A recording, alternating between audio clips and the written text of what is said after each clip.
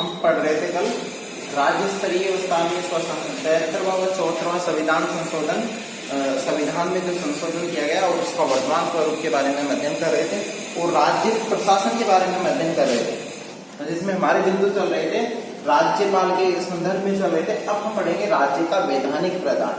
अब राज्य का संवैधानिक या वैधानिक जो प्रधान होता है वो कौन होता है? वो केंद्र के समान ही राज्य का जो वैधानिक प्रधान है, राज्यपाल हमारे केंद्र के समान ही क्या है? केंद्र के समान में राज्यों में भी संसदीय शासन व्यवस्था लागू की गई है। केंद्र के समान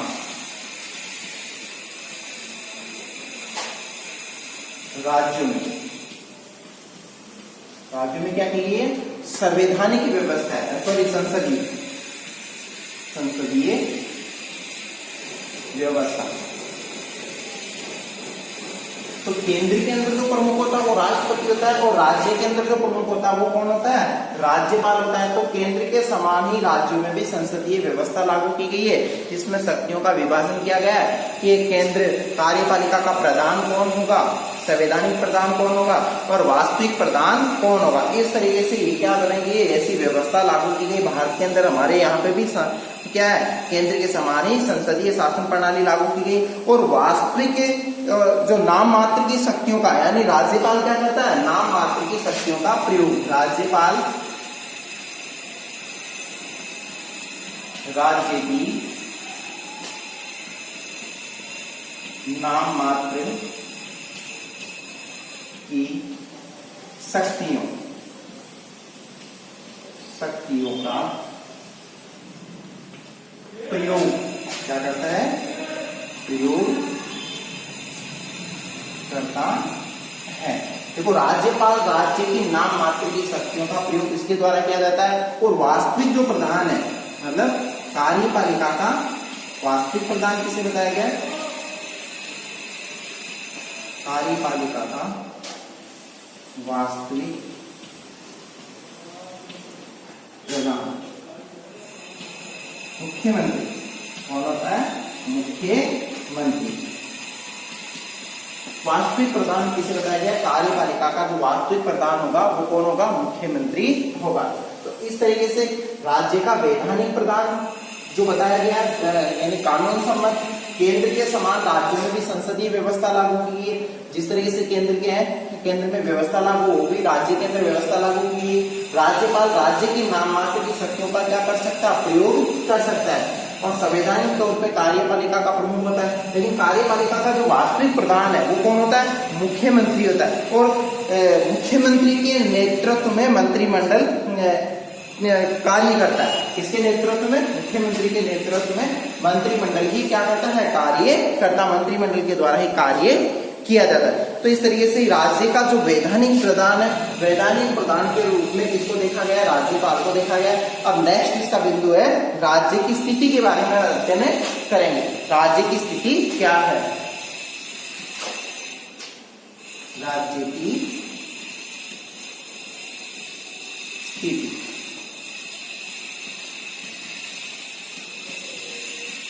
अब देखो, राज्य की जो स्थिति है उसके बारे में ये चीज बताइए कि प्रारंभ में राज्यपाल की भूमिका औपचारिक तक ही सीमित है। यानी जब राज्य अस्तित्व में आए तो उस समय जो राज्यपाल की जो भूमिका होती थी, राज्यपाल की जो भूमिका होती थी वो केवल औपचारिकता थी। औपचारिकता प्रदान भूमिका कैसी बताई गई? इसकी औपचारिकता पूरी करने के लिए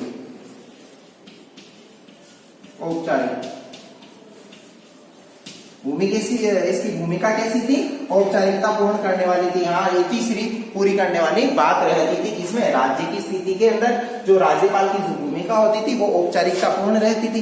लेकिन धीरे धीरे इस पद को और महत्व दिया गया और इसमें ये बताया गया कि राज्यपाल का जो कार्य, यानी किसी लेखक के द्वारा ये चीज बताई गई है कि सीतारामैया के द्वारा ये चीज बताई गई है। सीतारामैया जी ने ये बात बताई है कि राज्य का कार्य अतिथियों की इज्जत करने और उनको चाय, भोजन, नाश्ता इत्यादि करवाने के लिए ही नहीं है। मतलब राज्य के अंदर जो राज्यपाल की स्थिति है वो किसी को इज्जत देने के लिए या किसी को चाय, नाश्ता या भोजन करवाने के लिए व्यवस्था करने के अलावा कुछ नहीं है, ऐसा बताया गया। ऐसा क्यों बताया गया?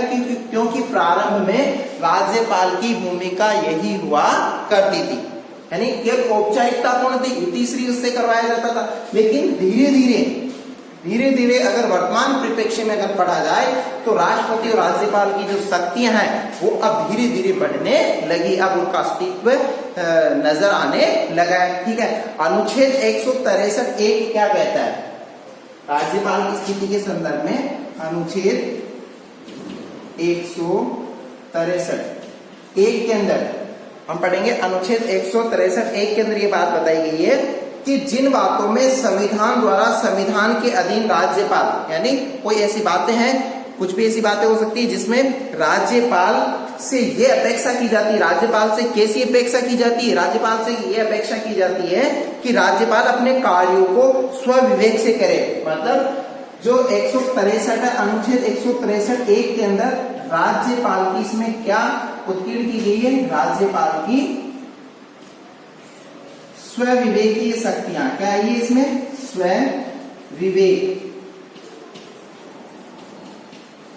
स्वविवेकीय शक्ति, मतलब स्वविवेकीय शक्ति से ये तात्पर्य बताया गया कि राज्यपाल अपने विवेक सम्मत, अपने खुद के मन से निर्णय लेने का अधिकारी होता है। ठीक है, राज्यपाल को अपने कृत्यों का प्रयोग करने में सहायता और सलाह देने के लिए एक मंत्री परिषद भी होगी। यानी अनुच्छेद 163 एक क्या बता रहा है कि राज्यपाल की जो स्वविवेकीय शक्तियां हैं उसमें मंत्री परिषद क्या करेगी? मंत्री परिषद का ये कार्य रहेगा कि मंत्री परिषद राज्यपाल को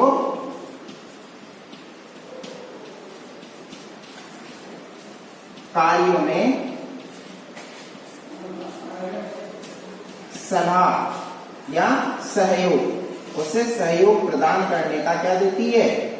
ये उत्तरदायित्व होता है। किसका होता है? मंत्री परिषद का उत्तरदायित्व होता है कि राज्यपाल की स्वविवेकीय शक्तियां 163 एक के अंदर, ठीक है, और मंत्री परिषद राज्यपाल को उसके कार्यों के अंदर सलाह और सहयोग प्रदान करने के लिए कार्य करेगी। तो इस तरीके से राज्यपाल को अनुच्छेद 163 के अंदर कुछ अधिकार प्राप्त है। अनुच्छेद 163 एक। और अब हम पढ़ेंगे राज्यपाल की बदलती भूमिका की निम्नलिखित जो कारण है उसके बारे में अध्ययन करेंगे। राज्यपाल की बदलती भूमिका।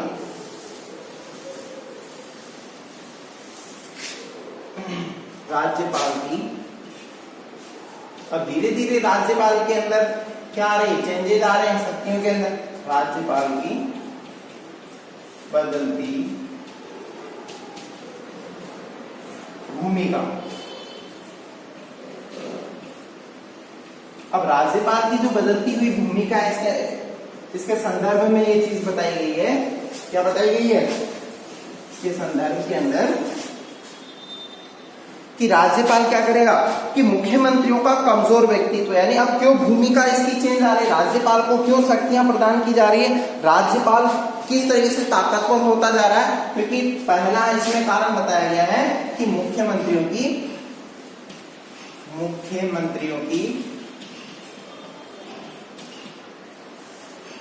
कमजोर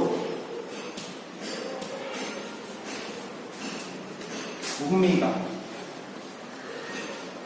मुख्यमंत्रियों की भूमिका क्या होती जा रही है? कमजोर होती जा रही है। इस वजह से राज्यपाल क्या होता जा रहा है? ताकतवर होता जा रहा है। और अधिकतर राज्य के कार्य किसके द्वारा किए जाते हैं? राज्यपाल के द्वारा किए जाने लगे हैं। और दूसरी चीज, राज्य सरकार के पास स्पष्ट बहुमत न होकर साधारण बहुमत होता है। राज्य सरकार के पास में क्या होता है? राज्य सरकार के पास स्पष्ट बहुमत न होने के कारण भी राज्यपाल क्या होता जा रहा है, सशक्त हो रहा है।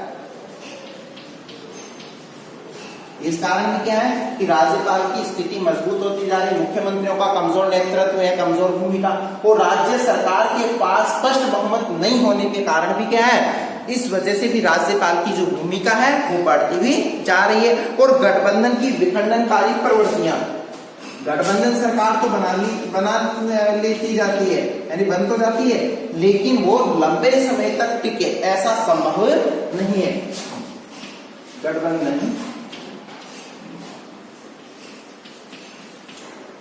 की जो है, गठबंधन की विखंडनकारी प्रवृत्ति यानी बार बार टूटने की स्थितियां, विखंडन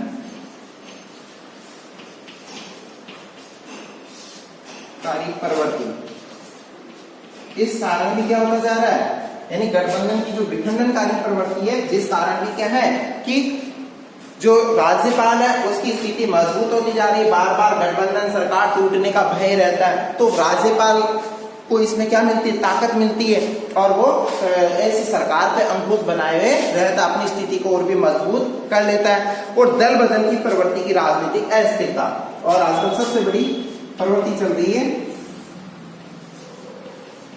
दल बदल, राजनीतिक दल बदल की राजनीतिक प्रवृत्ति और राजनीतिक अस्थिरता, इससे भी राज्यपाल को स्थिति प्रदान की जाती है, मजबूत स्थिति के दौर में उभर के सामने आता है। और क्षेत्रीय दलों के अधिक शक्तिशाली होना, क्षेत्रीय दल भी क्या होते जा रहे हैं, अत्यधिक मजबूत होते हुए जा रहे हैं। क्षेत्रीय दलों की मजबूत भूमिका, यानी क्षेत्रीय दलों का है वो मजबूत नेतृत्व यानी मजबूत भूमिका के कारण भी क्या होता जा रहा है कि राज्यपाल की स्थिति राज्य के अंदर और भी ज्यादा मजबूत होती जा रही है। इस तरीके से राज्यपाल है तो राज्यपाल की जो भूमिका बदलने के प्रमुख कारण बताए गए, जिस कारण क्या है राज्यपाल की स्थिति राज्य के अंदर बदलती भी जा रही है। अब राज्यपाल को मनोनीत करने के कारण यानी राज्यपाल को मनोनीत क्यों किया जाता है, इसके संदर्भ में हम अध्ययन करेंगे। राज्यपाल को मनोनीत करने के कारण, नेक्स्ट बिंदु हमारा राज्यपाल को मनोनीत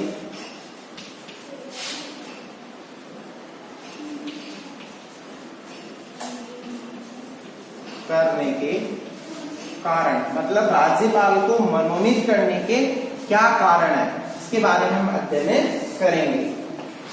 नंबर 1, राज्यपाल को जो मनोनीत किया जाता है संसदीय शासन प्रणाली के कारण। किस प्रणाली के कारण इसको मनोनीत कर रहे हैं हम, संसदीय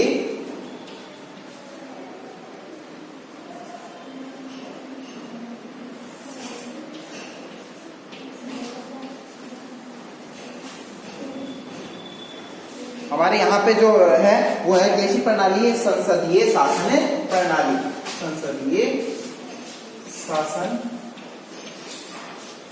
प्रणाली। इसके कारण भी राज्यपाल की क्या होती जा रही है, भूमिका बढ़ती भी जा रही है। यानी इसको मनोनीत करने के जो कारण है राज्यपाल को क्यों नियुक्त किया जाता है, तो संसदीय शासन प्रणाली वह प्रणाली होती है जिसके अंदर शक्तियों का क्या किया जाता है, विकेंद्रीकरण किया जाता है, शक्तियों का विभाजन किया जाता है। केंद्रीकृत नहीं होकर क्या होती है, शक्तियां विकेंद्रीकृत होती है, ठीक है।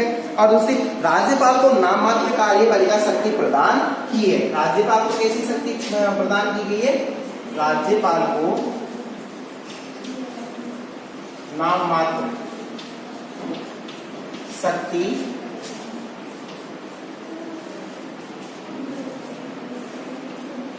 प्रदान की, मतलब राज्यपाल को नाम मात्र की शक्ति क्या की गई है, प्रदान की गई है, जिस कारण भी क्या है कि राज्यपाल की स्थिति और भी यानी राज्यपाल को मनोनीत करने का कारण है, इसको नाम मात्र की शक्तियां दी गई है।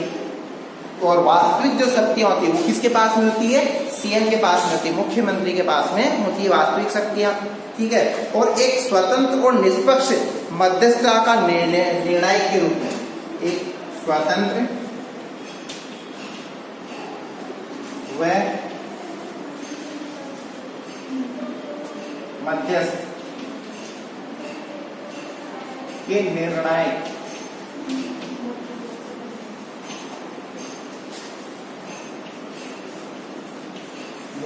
भूमिका। मतलब क्या बताया गया है कि कोई ऐसा प्रश्न आ जाए जिसके अंदर मध्यस्थता करनी पड़े सरकार के लिए, तो उस समय राज्यपाल का पद बहुत ही आवश्यक है। तो उस दौरान क्या है, एक निर्णायक भूमिका के रूप में स्वतंत्र रूप से और मध्यस्थता का कार्य करता है। कौन? राज्यपाल, जो कि क्या देता है, एक निर्णायक भूमिका के तौर पे वहां अपना प्रदर्शन करता है। और इसके अंदर एक और बताई गई है कि वास्तविक शक्ति का प्रयोग मुख्यमंत्री करता है। वास्तविक शक्ति किसके द्वारा प्रयोग की जाती है? वास्तविक शक्ति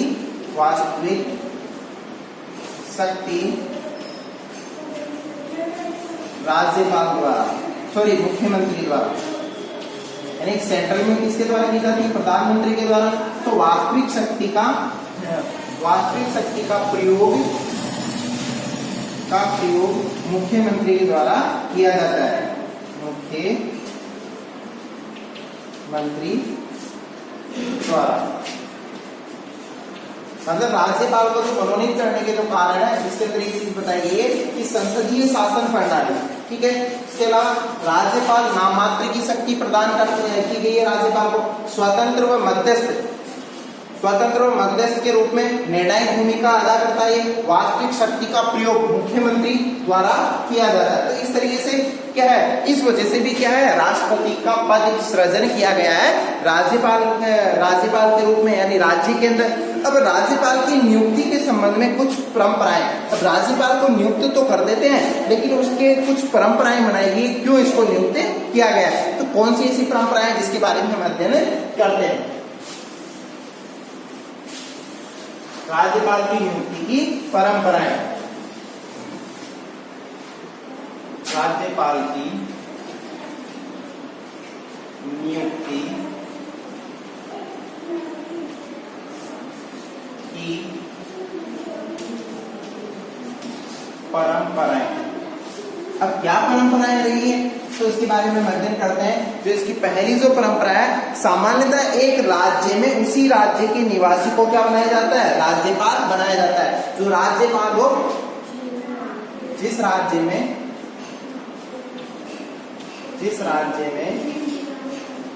राज्यपाल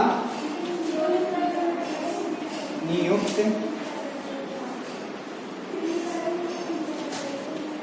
होगा, वह क्या होगा, उसी राज्य के निवासी को राज्यपाल नहीं बनाया जाएगा। मतलब जिस राज्य में राज्यपाल नियुक्त होगा, वह उसी राज्य का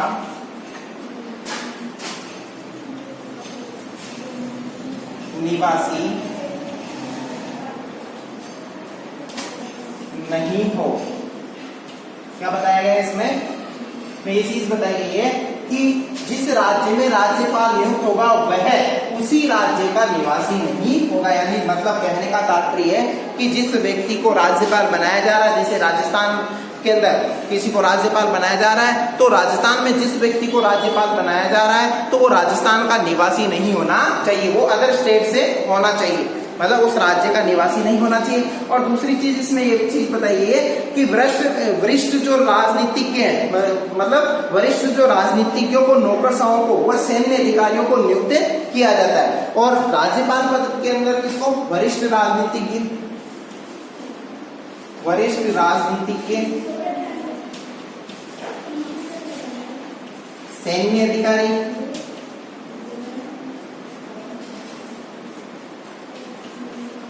और नौकरशाह।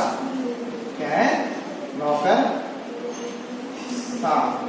तो इन लोगों को क्या किया जा सकता है? राज्यपाल नियुक्त किया जा सकता है। इन्हीं में से ही किसी भी व्यक्ति को क्या बनाया जा सकता है? राज्यपाल बनाया जा सकता है। इस तरीके से राज्यपाल की नियुक्ति की जाती है। और दूसरी चीज कि राज्य मंत्रिमंडल राज्यपाल के नाम पर सहमत हो। मतलब राज्य मंत्रिमंडल क्या होना चाहिए, राज्यपाल के नाम से सहमत भी होना चाहिए, कि जिस व्यक्ति को राज्यपाल बनाया जा रहा है उसके नाम पे सहमति भी होनी चाहिए। परंपरा को व्यवहार में कम ही माना जाता है। मतलब ये बताया गया है कि राज्य मंत्रिमंडल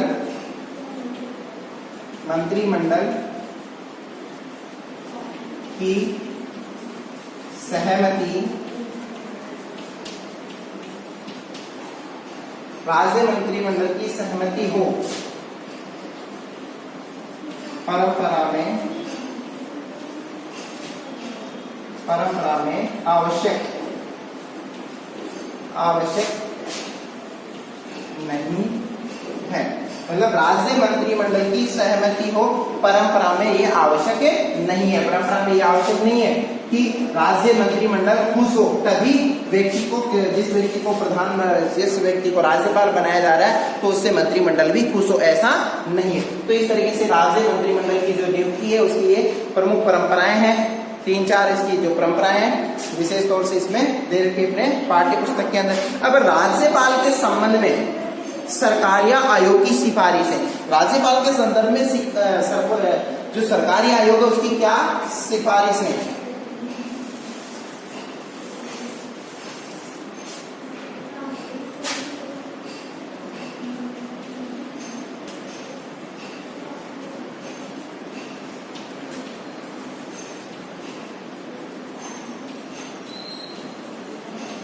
सरकारिया आयोग। अब देखो राज्यपाल के संदर्भ के अंदर सरकारी आयोग की सिफारिशों के बारे में अध्ययन करेंगे। उसकी क्या सिफारिशें रही है उसके बारे में हम अध्ययन करते हैं कि राज्यपाल के संदर्भ में जो सरकारी आयोग जो गठित किया गया था उसका क्या उद्देश्य था। अब राज्यपाल के रूप में मनोनीत व्यक्ति को उसके, यानी राज्यपाल के रूप में जो मनोनीत व्यक्ति है उसके कार्यकाल के बाद, मतलब राज्यपाल जो मनोनीत है और उसके जो जिस व्यक्ति को राज्यपाल मनोनीत किया और उसके कार्यकाल के पश्चात पुनः लाभ के पद पर नहीं लगाना चाहिए। मतलब सरकारी आयोग क्या बता रहा, क्या सिफारिश रखी है, राज्यपाल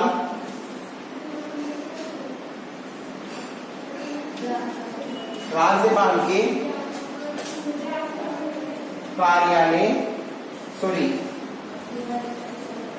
कार्यकाल के पश्चात, राज्यपाल के कार्यकाल के पश्चात उस व्यक्ति को पुनः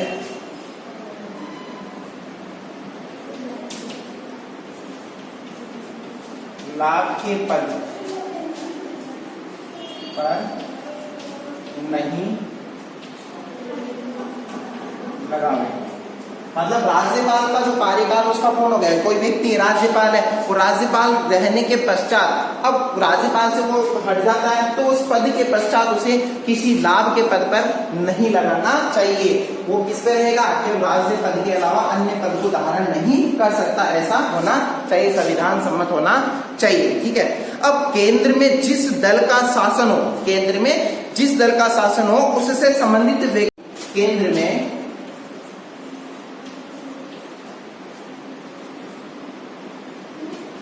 जिस दल का शासन हो उस दल से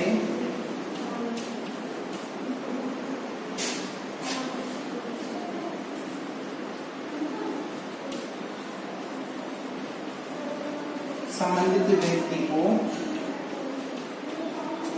उस दल से संबंधित व्यक्ति को क्या नहीं करना चाहिए, संबंधित व्यक्ति को उस राज्य में राज्यपाल, मतलब केंद्र में जिस दल का शासन हो उससे संबंधित व्यक्ति को उस राज्य में राज्यपाल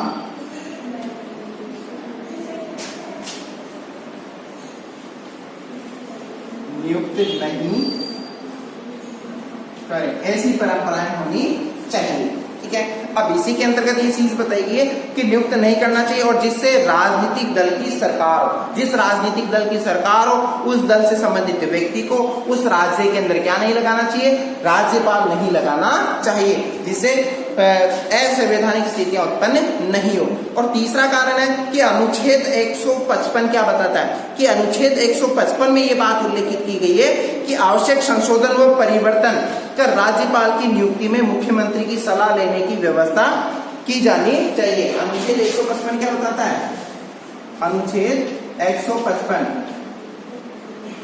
जहां आवश्यक हो मुख्यमंत्री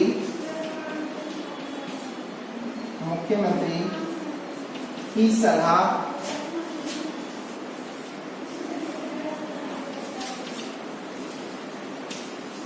लेनी चाहिए। इस तरीके से क्या है, राज्यपाल की क्या है, ये सरकारी आयोग की प्रमुख सिफारिश है। 3 सिफारिशें सरकारी आयोग के द्वारा रखी गई थी राज्यपाल के संदर्भ के अंदर। अब हम पढ़ेंगे राज्यपाल की शक्ति, राज्यपाल की शक्तियों के बारे में हम अध्ययन करेंगे। नेक्स्ट क्लास के अंदर इसका हम अध्ययन करेंगे। धन्यवाद।